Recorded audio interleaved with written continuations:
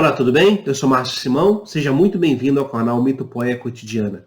Hoje eu queria falar com vocês sobre uma história de um autor que eu gosto muito, que é o Rubem Alves.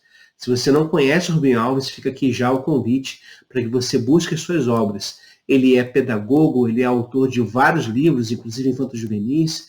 A sua obra aborda desde temas de educação, pedagogia, filosofia, a teologia também, até contos infantis, como eu falei, histórias maravilhosas, enfim, vale a pena ser conhecido. Esse autor é muito bom.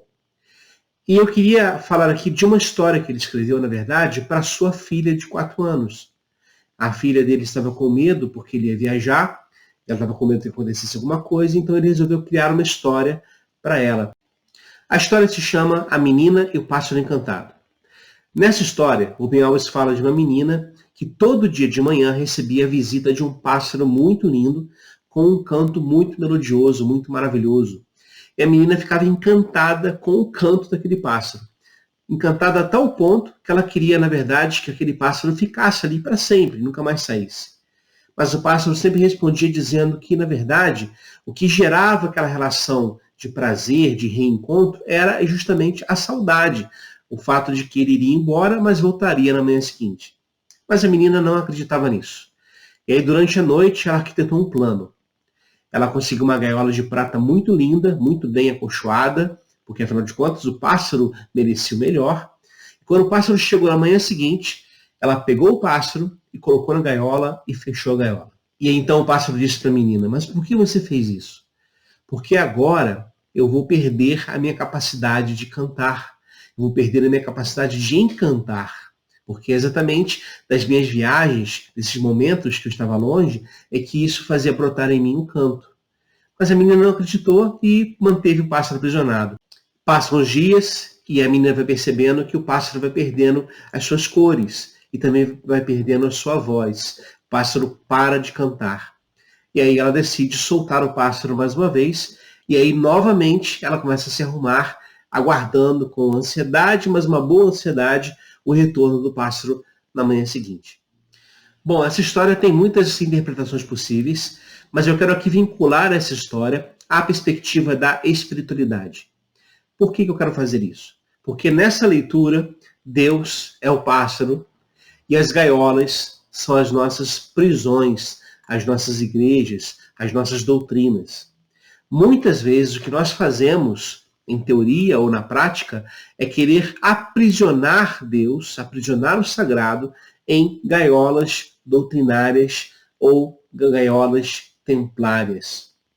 Nós, na verdade, queremos criar para Deus prisões, em forma de templos ou em forma de dogmas. Mas quando isso acontece, quando nós criamos essas prisões para Deus, é óbvio que nós não aprisionamos Deus.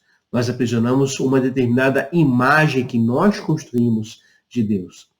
E o problema é que, em nome da defesa dessa imagem, nós iremos causar muito prejuízo às pessoas que nos cercam.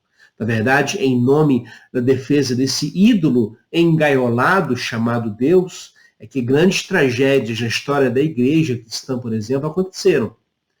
Na tentativa de defender a doutrina correta, colocada a um nível de atemporalidade fora da história, considerada absoluta por si só, a igreja tornou-se um instrumento de morte e de opressão para muita gente. E por que isso acontece? Porque nós confundimos a relação com Deus, que é uma relação que gera prazer, que gera vida, que gera leveza, com a relação com um objeto chamado Deus. Mas a nossa relação não é com um objeto chamado Deus.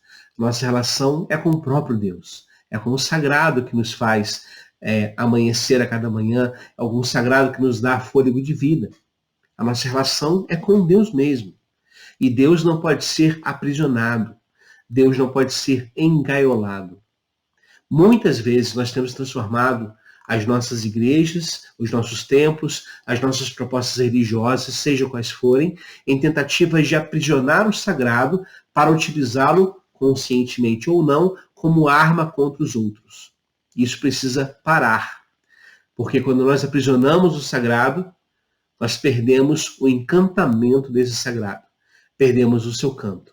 O salmista, lá na literatura judaica, diz o seguinte: provai e vede que o Senhor é bom. Falando da espiritualidade judaica, falando da sua relação com Deus, ele diz: vos provar e perceber que Deus é bom. O que isso significa?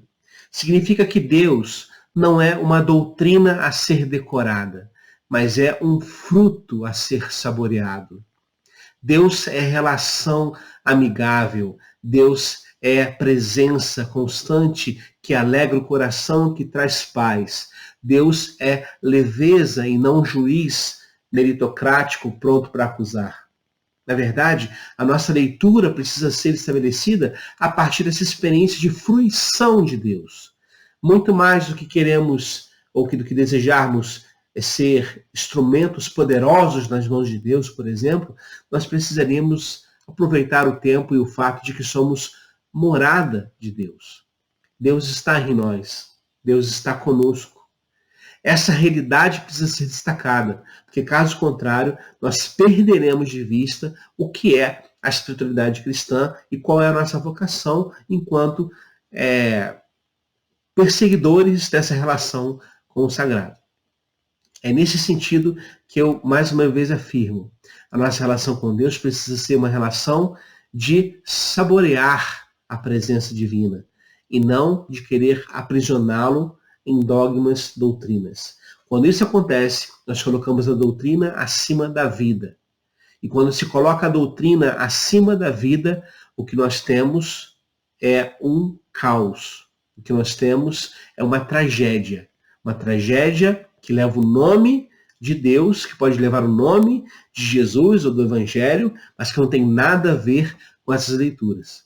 Deus é fruto a ser saboreado e, mais ainda, é pessoa com a qual nos relacionamos. Nós não decoramos Deus. Nós nos relacionamos com Ele.